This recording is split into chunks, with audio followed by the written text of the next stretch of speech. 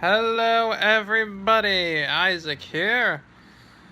You're probably wondering why I'm just lying down on the bed like this. Well, you probably remember that in the last video, I woke up from being asleep for 12 months. Well, guess what? I just got back from reading all of the news stories that happened in those 12 months.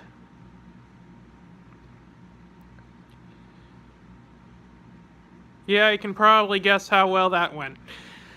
So, I decided to do the same thing that I do every time I'm too sad to function. Play Animal Crossing!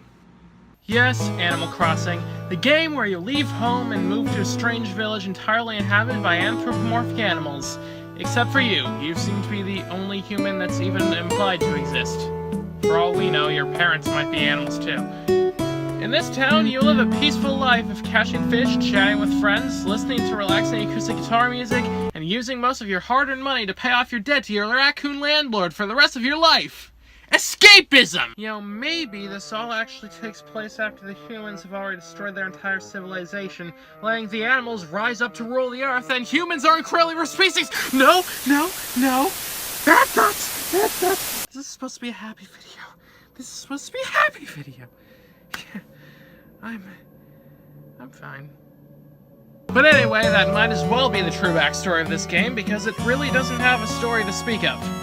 So, obviously, Nintendo thought it would make a great movie. Nintendo may not have officially released this film anywhere but Japan, but some fan subbers have been generous enough to translate it for us. So it's time for us city folk to turn over a new leaf in this wild world.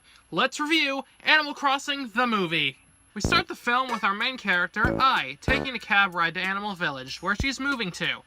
Even though she looks like 8 years old. But really, you can never tell with anime, so let's just assume that she's old enough to own a house to conserve our sanity. We first see the town, which turns out to be what lies at the end of the rainbow. I hear if you want the pot of gold, you're gonna have to bang a shovel against a rock a couple times. Then the title card appears, set to the iconic theme music of the games, and... Okay, go home, subtitles, you're drunk.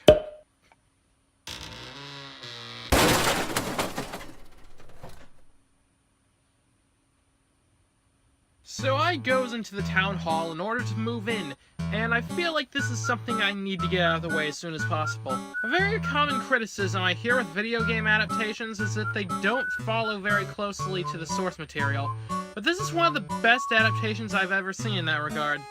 Almost everything from this movie is taken straight from Animal Crossing Wild World, the most recent game in the series at that point.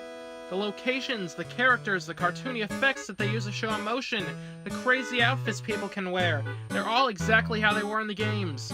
It's incredible how much attention to detail went in this film, and all with an excellent use of the iconic soundtrack. Anyway, back to the plot, and after checking in at the town hall, she's immediately questioned about her political beliefs. Yeah, there's a subplot where Mayor Kotobuki desperately wants people, animals, sentient life forms to vote for him in the upcoming election. Even though he seems to be the only candidate, this whole distracting myself from the world's problems thing is working really great so far. Ai goes to meet her landlord, Tom Nook, who immediately gives her a job as a delivery girl that she never asked for. After a hard day of work that she never wanted, she is super happy to finally get to her new home, until she is interrupted by a creepy crawly death dealer. It is then that she meets the cheerful ninja, and also the only other human in this entire movie, Yu! No, seriously, he's literally named Yu. I'm sure that doesn't cause any confusion whatsoever. What's your name? I'm Yu. No, I'm me. No, I'm me. We weren't talking to you, but you were talking to me. I was talking to you, but not him. You called! Who are you? Him! Wait, I'm confused. Who's on first? No, I'm not! Okay, maybe we should just finish that joke before it gets out of hand. So Ai goes to deliver something to Apollo's house, but he doesn't seem to be there. Then Yu knocks into her, messing up the flowers, and... So Apollo was actually at the coffee shop, bar, whatever, and is really silent and seems to be depressed by his blue roses being messed up. Then Ai continues delivering some goods, and appears to be having some trouble until Sally comes along and helps. And they stop to admire a cherry tree, which leads to a discussion on cherry pie. Because when you eat a lot of cherry pie, you start wanting to stop. But if you stop, then your cherry pie might get forgotten and left in the fridge, which would not end well. Just like how putting off a project for a long time could lead you to either forget about it or become less motivated, which can only lead to sadness and regret down the road. A movie based on a children's game about cute animals is making me really think my life. This is what I love about Japan. So I write a letter to her mom about how life's going because the internet seems to not exist in this world. That apocalypse theory is becoming more and more likely by the minute. And then finds a message in a bottle telling her that a miracle will happen at the Winter Festival. And then a shooting star goes by that she thinks is a UFO. I think you might be a bit confused. Super Mario Galaxy doesn't come out until next year.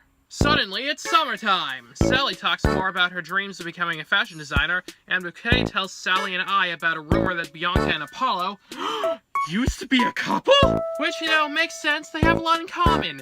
I mean, they don't have much of an established personality, aside from just being cool and mysterious. I finds another message in a bottle, this time telling her to plant a ton of pine trees. I really shouldn't just blindly listen to mysterious bottles that you found in the ocean.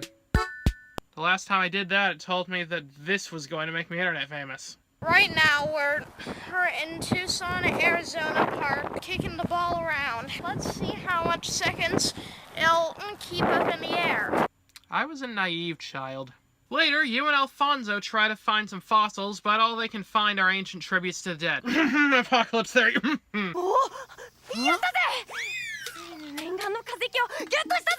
Yes, child. Bow to the mercy of the Helix fossil. The hive mind will see to it that you never have to make your own decisions again. Dude, it's been years since anyone's cared about Twitch Plays Pokemon. Well, I care. Then Bouquet mentions seeing a ton of fossils in a cave, which Yu is incredibly excited about. So they sail off to the Cave of Secrets, a thing that you cannot do in any Animal Crossing game to my knowledge, which is a serious issue that needs to be addressed in the next installment. Because there is going to be a next installment, right, Nintendo? Right? We're still waiting, Nintendo. Then the crew accidentally rides Splash Mountain, there's a random scene with a strange otter man, and they find the ammonite fossils, along with a full Seismosaur skeleton. Yu tries climbing up to it, but...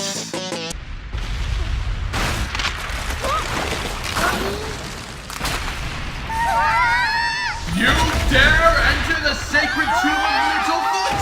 This cave will eat you like the insignificant tree stumps that you are.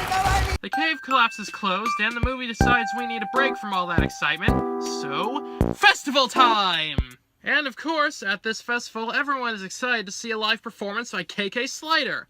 Sally suggests her favorite song, KK's Rhythm, or KK Bossa in English regions. And this time we actually get to understand what he's singing, because these writers seem to understand Animalese way better than anybody else on the planet. And as it turns out, the lyrics are eerily reminiscent of everything that has happened so far in this film.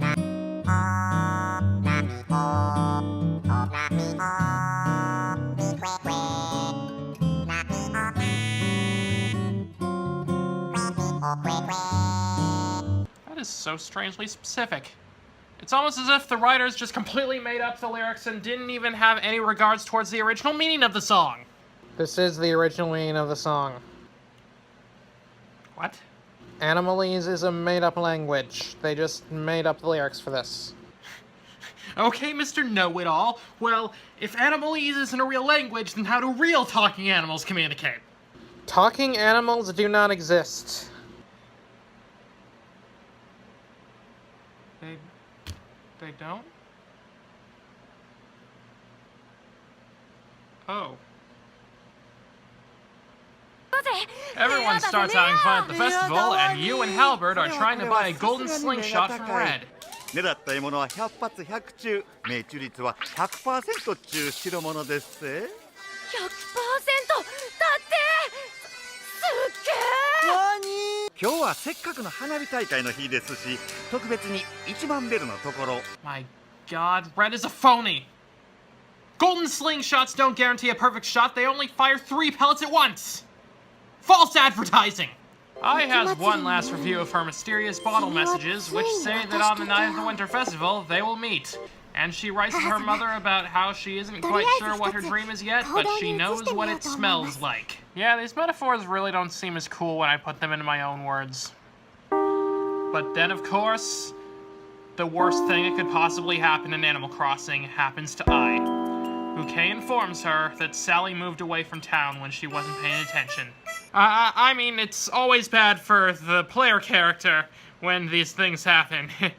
It's not like I actually ever formed a strong emotional attachment to any of these silly cartoon characters. No. Stitches, why did you leave me? I tries to run after Sally, but it's too late. She's already left. But then, the second worst thing to happen in any Animal Crossing game happens. Falling into a freaking pitfall! Why did they ever make that stupid item? Ah! I hate it so much! But believe it or not, this moment is actually the most powerful in showing off Ai's emotional state than any moment in the entire film. You see, if you've played the games, you know that when you fall in a pitfall, your avatar goes crazy, desperately trying to escape. This is even represented earlier with the two other villagers falling in pitfalls. But what is Ai's response when she falls in? Nothing. Absolutely nothing. No freaking out, barely any emotion shows at all. She feels nothing.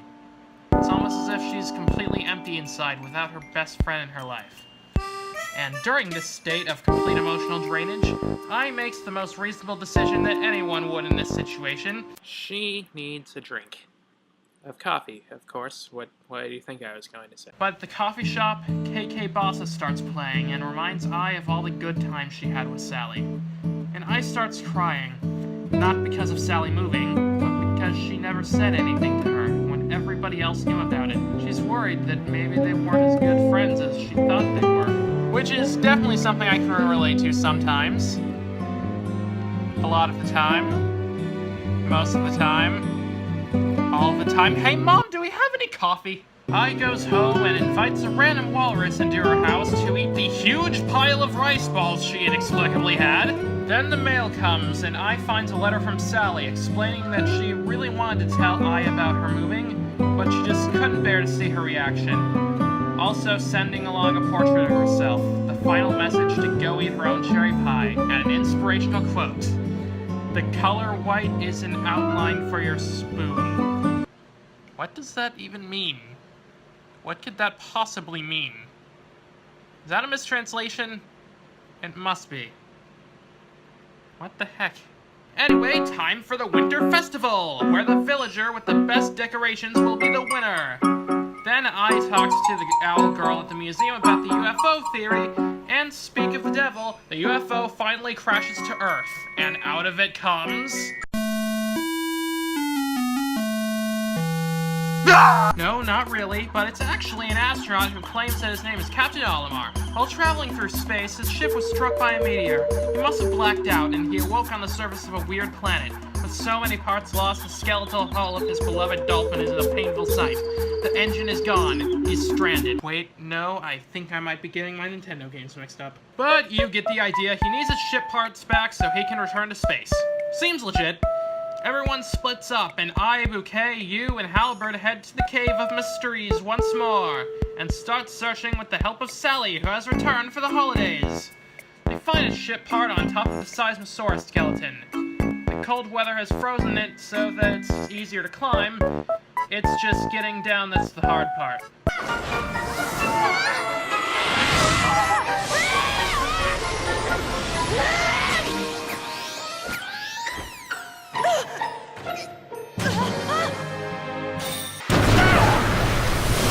Okay, he is dead. He should be dead right now. You is dead, everyone! Go home! No, it's fine. They're fine! And also, Yu shows his real face for the first time. Good for him! So then they go deliver the final piece, but... Wait, someone else found the fifth piece? But then what is...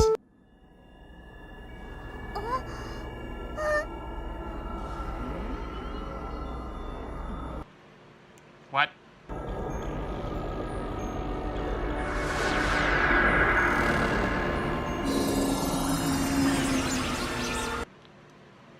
What?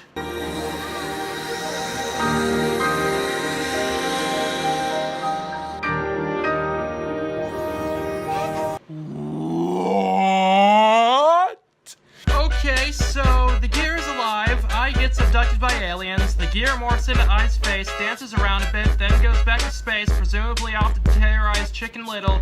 The UFOs create a constellation that looks like Ai's face. Apollo smiles for the first time and mentions that he's not upset over Ai ruining the roses anymore.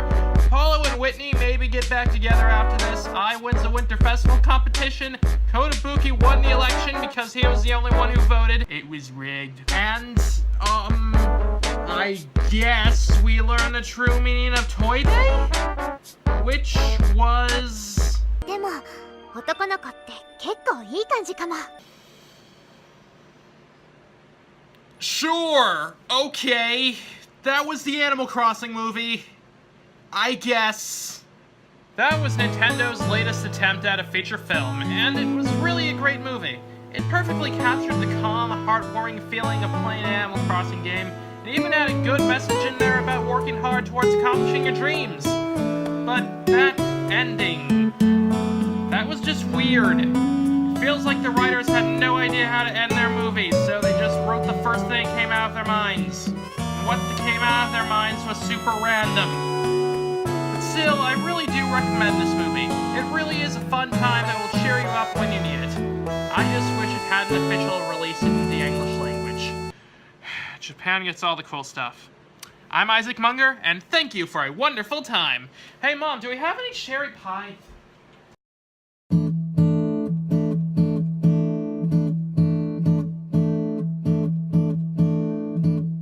Waves crashing down, splashes and beauty resound. Oh, oh, oh, where the shore ends become unwound. Treasure is found down by the sands of the sea.